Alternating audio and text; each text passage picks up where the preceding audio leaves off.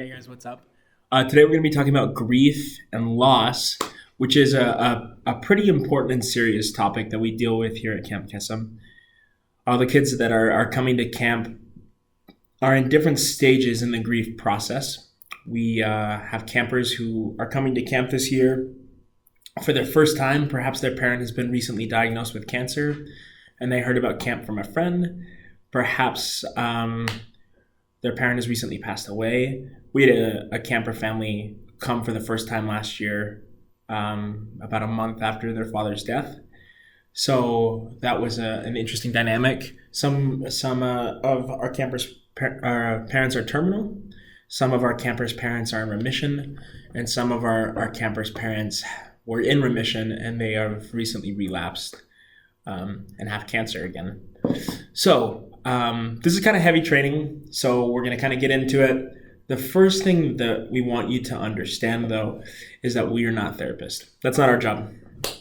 We are there to love and to facilitate conversation, but we are not trained to help these kids with these emotional things. So if any child approaches you about emotional coping or therapy or anything along those lines, we highly encourage you to listen and to love and to talk with them, and then to use your best judgment. We have a mental health professional at camp, MHP 1 week and Honey Rose the other week, who are both licensed therapists. They are phenomenal, and they are there to A, help you understand how best to help the kids, and B, help the kids if needs be.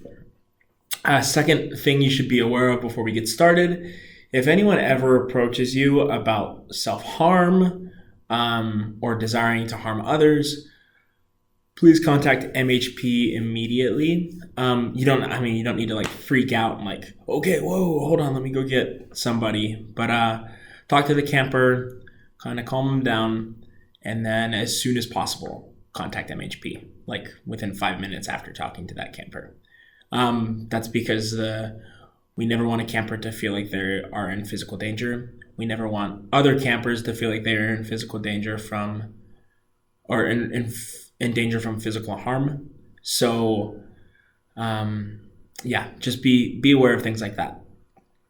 But in my experience of camp, I've never had to deal with anything like that. But it is a possibility. So keep your eyes open. Most of the time, camp is a ton of fun. This is also one of my favorite parts about camp. It's a very special experience to have someone open up to you about some of the hardest things that they've been through in life, and to listen and to talk. I can't help but think of an experience I had last year. There's a camper named Froggy, super cool kid. He's one of my campers my first year. And we were sitting down on a bench kind of outside our cabin, and Froggy and I were talking, and there was a girl there named, I say Sweet Potato. No, it was Missy Franklin. Missy Franklin, Froggy, and I were chatting on a bench. That sounds like a joke. Anyway, Missy Franklin, Froggy, and I walked into a bar. Anyway, sorry. It's 8 at night. I'm tired. Kind of rambling. But anyway, sitting on this bench, talking, and Froggy starts talking a little bit about his experience with cancer and with his dad. And he said, I've never really told my story before. And we're like, really? And then Froggy's like, yeah, I've come to camp for the last 7 years, and I've never told anybody about why I come to camp or my story with cancer. And it was really cool for Missy Franklin and I, because he opened up and told us this incredible story about his dad had been diagnosed with 4 or 5 types of cancer, and how he kept fighting, and he was just such an example of strength and dedication, which was amazing. But also that he kind of shared this experience about not wanting to open up because he didn't want to burden others. He's such a sweet, sweet kid. And in his family, he has to carry the burden, the emotional burden. He feels like his dad comes to him to talk about cancer all the time and kind of his struggles, and his mom comes to talk to him about kind of the relational struggles that him and his father have been having, or her and his father have been having since the diagnosis. and his brother comes to talk to him about kind of the anger he feels about cancer. And Froggy said he didn't really have anyone he felt like he could talk to. And it was cool because we were able to reassure him that we loved him and that we were here to listen to him. And he decided that he wanted to share his story during empowerment. So during empowerment, he opened up and shared this really emotional story about how cancer has transformed his life, and was able to find a lot of healing in that sharing. And a lot of these kids want to do just that. In the training instructions that they've given us, there are like 3 different types of kind of coping or 3 different types of acceptance that our campers are looking for when they open up to us. The first thing that they're going to do when they open up is they have like this need to understand what's happening. So what they'll do is they'll open up and talk about cancer, their parents' cancer, in order to maybe better understand what's happening.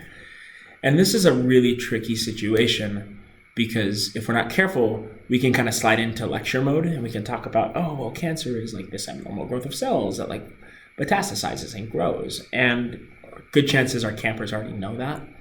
What they're trying to do is they're trying to like somehow express what's going on in their lives so that they can better comprehend and understand the things that they're going through.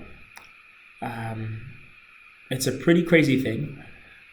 And really, the strategies we want to employ with that are we want to listen with compassion and actively listen to understand what they're trying to do. We need to recognize what they're doing. You'll see this a lot with a lot of the younger kids as they're trying to cope and kind of understand what's going on. So we need to recognize that our campers are trying to understand and grasp at these complex topics, and to give them space to do that, allowing them to just sit and talk while we listen and kind of prompt with questions or whatever can really help them come to an understanding themselves, which is extremely important for the healing process. A couple other things that they mentioned is, how our campers' understanding of cancer and the disease and the impact it's going to have on their family is really influenced by a variety of factors. Their age, their family situation, the number of siblings that they have, if they're the oldest, are they the youngest, how open are their parents at talking about cancer, how much are they invited to doctor's appointments. Some of our campers will have a much greater understanding of the disease itself and its effects. Some other students will have a lot greater understanding about the implications that it will have on their family. And some of our other campers are kind of in this whole brand new world, a really scary world. And we as counselors have an awesome opportunity to kind of take them under our wings and to love them and show them support and to listen to them. I would invite you to ponder at the end of this video just a little bit about what you could do to actively listen to a camper who came to you wanting to work out in his mind this need to understand how you could best facilitate that. Okay. And remember, we want to try to avoid lecturing or teaching, or maybe not teaching, but definitely lecturing or talking about the disease. Remember, we're here for the kids. We're not here for cancer. We don't expect you guys to be oncologists or anything. The second thing the campers will want to talk about when they're kind of coping with their grief and loss is that they'll try to process emotions. And that's a big deal with dealing with grief.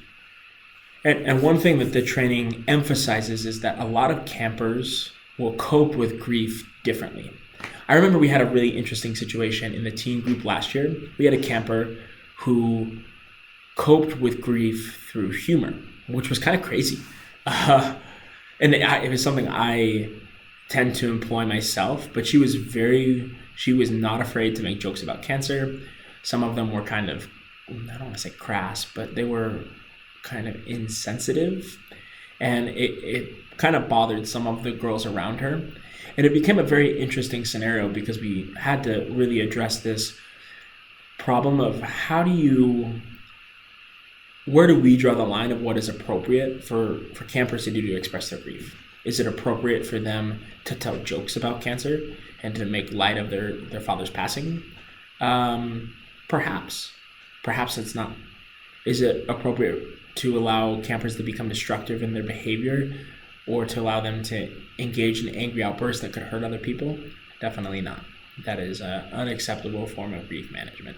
If you run into any problems like this, we highly recommend you go talk to the mental health professionals, Honeyrose or MHP. That's what we did in this situation, and it was really cool because instead of going to talk to the camper directly, they were like, listen, you guys are the counselors, you have a relationship with her. Why don't you sit down as a group and just talk about kind of how the campers cope. And they did that, and they had a really great experience where some of the girls were able to open up and say, listen, when we make jokes like this hurts because I'm really scared. And then the camper who made jokes was able to open up and say, this is how we do it in my family. This is how I've always been. This is how my dad joked about cancer. And by doing so, I not only remember him and who he was and treat cancer the way he treated it, but it helps me cope as well. And it kind of created a bigger understanding among the group, which was really cool because they grew closer as a result.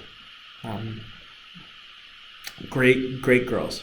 And it was awesome to see how by communicating and opening up about their backgrounds, we were able to come to a better understanding as a group about why our campers were coping the way that they were and how they were expressing their feelings. Just a couple of other examples of different coping strategies. For example, some campers would just be totally silent. I had one camper my first year who did not want to engage in the games at all. And she went and sat down on the side of the grass on field day, and I went over to her and I sat down next to her and we started talking, and I just by talking to her and because of the relationship she opened up about how she was sad because she was going to miss her grandma's funeral. It was going to be on Thursday during camp, and she tried to convince her mom to let her come, but her mom thought she needed camp more, so she sent her to camp, and she was really frustrated and angry that she couldn't go to the funeral. And that was her way of dealing with her grief, like isolating herself and sitting down. And there's a couple of things that I thought about doing.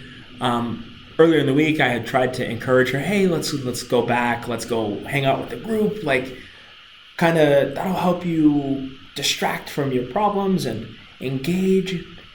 And I very quickly came to understand as she opened up to me that she didn't want to be distracted. She wanted to feel that grief. She wanted to feel that sadness because it was a way of remembering her grandma, which is extremely powerful. I mean, these kids have therapists, they have counselors. They are aware of how they can best process their grief, especially a lot of the older ones. They already have coping strategies. They know what to do. And we're kind of there just to facilitate that, to facilitate them coping in whatever way possible, as long as it's appropriate. And we do that by listening, by opening up, by kind of just helping them be there. So I sat with Firefly, that was her name, and we just talked while everybody else was playing games. And there were long stretches of time where we just sat. I just sat next to her, and we just kind of let her feel. And that's what Firefly needed. However, for example, in the story that I shared earlier with Froggy needed to share his emotional burden. That's how he coped.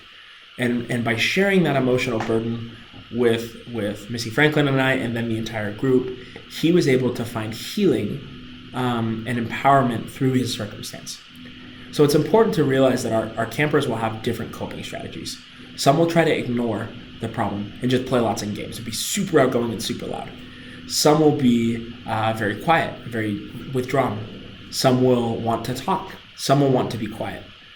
And one of the hardest and most rewarding things that we do as counselors is to facilitate that healing in whatever way we can. Or just a reminder, we're not therapists. If you ever feel like you need MHP's help, please reach out to him or Honey Rose. They are more than willing to help you. I've had several conversations with them, and it's been really, really good because they're there more for us than they are for the campers. Of course, they're there to support the campers, but they are there to help us, to facilitate our dealing with the grief that these campers have, because cancer is kind of normal for them, and they'll kind of be nonchalant about it every once in a while. I remember very, very clearly my first year at camp. It was like the second day, and we were all gathered together at staff meeting, and some of the counselors were talking about kind of things that they heard that day. And one of the counselors raised her hand and said, "I heard the saddest thing today." One of our campers, I don't even remember who it was. They were talking about things that they wished for in cabin chat at that evening, and the kids were going around. It was like, I want to be, or I wish I was a superhero, or I wish I had super speed, or whatever. And one kid said, "I wish I could sit down with God and ask him why he gave my daddy brain cancer." And it just like, holy crud, it was insane. I couldn't believe, just so nonchalantly. Other kids will say things like, "Man, I really wish one day that I can cure cancer so no one has to feel like I do. And no one has to lose their mom again." And things like this will pop up all the time. And if you ever feel emotionally burned yourself, if you need someone to talk to, MHP and Honey Rose are there for you as well. So please feel free to reach out to them. They're there to help you just as much as the campers. Biggest thing though with helping campers process emotional needs is active listening, loving, and openly communicating. How can I help you? What do you need from me? What can I do to best help you cope? Let's see if there's anything else that they wanted me to include in here. Okay. Cabin chat. Oh, this is really, really important. Please don't. They encourage us not to use phrases like "I understand" or "I know," because we really don't. There's a video that we recorded last year at Camp Kesem BYU, and there was a camper named Gunshow who was talking about his friends at school, and he would tell his friends, like, "Yeah, my dad passed away from cancer," and his friends would say, "Oh, I understand. Like, my dog died," and Gunshow just would look at him and be like, "That's not the same." And unless you've experienced something like that, it's extremely hard for us to understand what these campers are going through. So instead, we can use phrases like, "That must be really hard," or "Tell me how that makes you feel." And that is a much better way of listening than saying, "I understand," or "I know where you're coming from." Another way campers will express their emotions and kind of cope with them is through activities, through behaviors. So keep an eye on your campers. If you see anybody behaving kind of oddly, maybe really angry or kind of really like snappy, it's perhaps that they're trying to deal with these emotions that they can't quite understand. So behavior manifests emotion. Keep an eye on that. If you see any kind of sudden changes of behavior in campers, talk to the mental health professionals, and they'll be more than willing to help you. I feel like that's our answer kind of for everything. Talk with the mental health professionals. They'll help you out. But really, that's what they're there for. It's a really great thing. Finally, one thing. Oh yeah, one more thing. The whole philosophy behind Camp Kesem and helping kids cope is by allowing them to be kids again and by playing. In the training, it talks about how playing is a child's work, and it helps them develop mentally, emotionally, physically, socially. So sometimes all our campers need is just play. And sometimes all Pizza needs is to chase you around with his sword and stabbing people And that's how pizza copes. So allow your campers to cope, allow them to play, allow them to goof off. We're not here to be parents. We're here to keep them safe, make sure they feel loved, and help them feel respected. Besides that, feel free to let them do whatever they need to do to cope, as long as you're keeping the rule of three. Okay?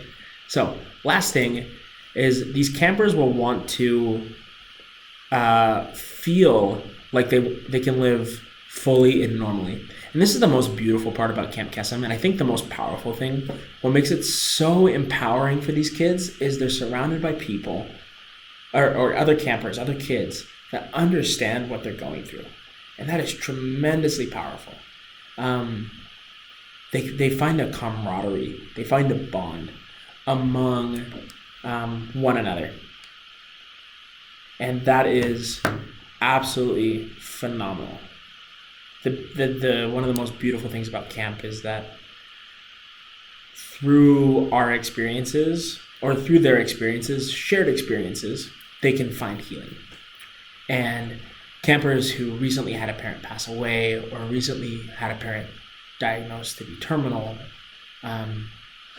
can find strength in the campers who have been through that and who understand completely and totally, which is so inspiring. It's one of the most powerful things about camp.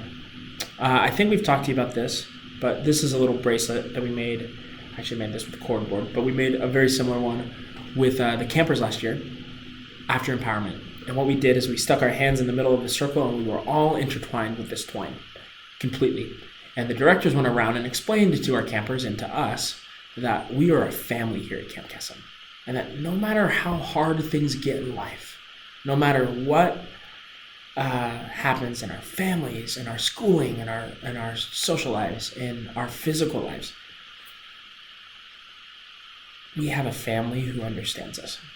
And that's the real power behind camp. That at the end of the day, no matter how hard my day gets, I can look down at this bracelet and remember my campers. I can remember why I do camp. And it brings me strength to think of Lemonhead and Smalls and Steel and Swiss and Froggy and Lord Business and all of my other campers, and to think they carry such heavy burdens. If they can do it, I can too. There's a power in that. And there's a power for our campers as well. Just socializing with one another can help them see that they can live a normal, healthy life. And really all we have to do is facilitate those interactions. Guys, I hope this answers some questions on how we deal with grief and mourning. The biggest thing that I would like you to take from this is that this stuff will come up occasionally, and the best thing we can do is to listen and to love. However, camp is a lot of fun. I was super concerned when I was first coming because I didn't know how I was going to handle coping with these kids' problems, and I figured I would be there the whole time, almost acting like a therapist.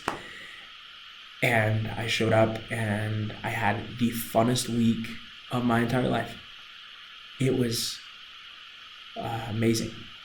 And I found that despite going to camp wanting to help, that these kids helped me so much more. And I think you will have the same experience. And I look forward to hearing about your experiences. Please reach out and talk to me about them. I really would love to hear that. Good luck. Let us know if you have any questions about how to cope with grief or loss. We're here for you. And until next time, have a good night.